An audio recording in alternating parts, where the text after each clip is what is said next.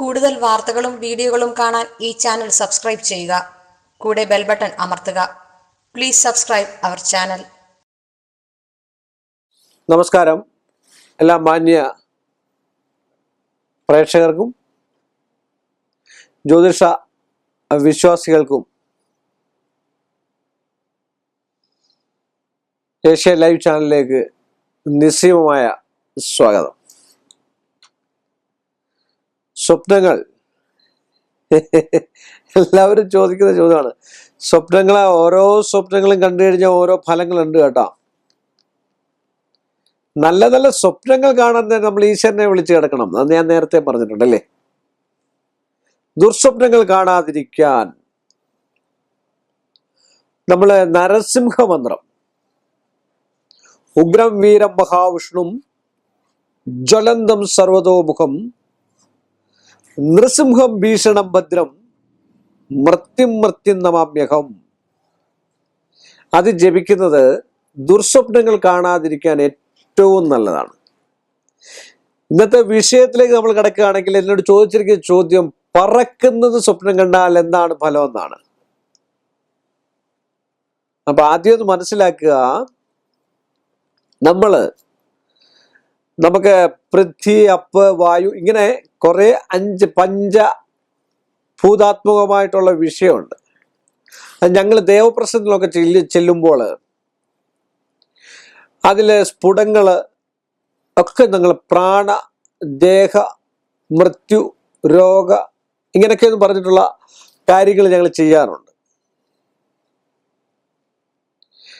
അപ്പൊ ആ 5 സാധനത്തില് വായു എന്ന് പറയുന്ന സാധനം എന്താണെന്നുള്ള ആലോചിക്കുമ്പോൾ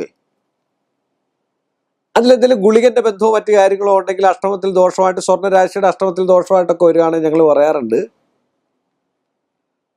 ഭൂമിയിലും ആകാശത്തിലും അല്ലാത്ത മരണം സംഭവിക്കാൻ സാധ്യതയുണ്ട് എന്നല്ലേ. ആ ക്ഷേത്രത്തിൽ, ആ ക്ഷേത്ര പരിസരത്ത്, അല്ലെ ഒന്നുകിൽ നേരത്തെ ഉള്ളതാണ് ഭാവി, ഭൂതം, വർത്തമാനം, അങ്ങനെയാണ്. അഷ്ടമംഗല സംഖ്യ കൊണ്ട് നമ്മളതാണ് തീരുമാനിക്കുന്നത്. 3 സംഖ്യകളാണ് അഷ്ടമംഗല സംഖ്യയായിട്ട് വരത്തുള്ളൂ. അത് 3ഉം കൂടെ കൂട്ടിക്കഴിഞ്ഞാൽ വേറെ 3 സംഖ്യകൾ കിട്ടും. അതങ്ങനെ വരുമ്പോഴേ അഷ്ടസംഖ്യല ക്ലിപ്തപ്പെടുത്താൻ അല്ലെ തിട്ടപ്പെടുത്താൻ പറ്റുള്ളൂ. അതിൽ 3 സംഖ്യ ഭാവി, ഭൂതം, വർത്തമാനം, ഇങ്ങനെയാണ് നമ്മൾ സാധാരണ പറയുക. അതിന് വേറെ കാര്യങ്ങളുണ്ട്. 1ാമത്തെ സംഖ്യ കൊണ്ട് എത്രാമത് വരുന്നതാണോ ആദിത്യൻ, ചന്ദ്രൻ, ചൊവ്വ, എങ്ങനെ വെച്ചിട്ടൊക്കെയാണ് ഞങ്ങൾ അതിന് ഫലം പറയുന്നത്. അത് ദേവപ്രശ്നത്തിന് പറയേണ്ട കാര്യങ്ങളാണ്. ഇത് പറഞ്ഞ എന്താന്ന് ചോദിച്ചാൽ,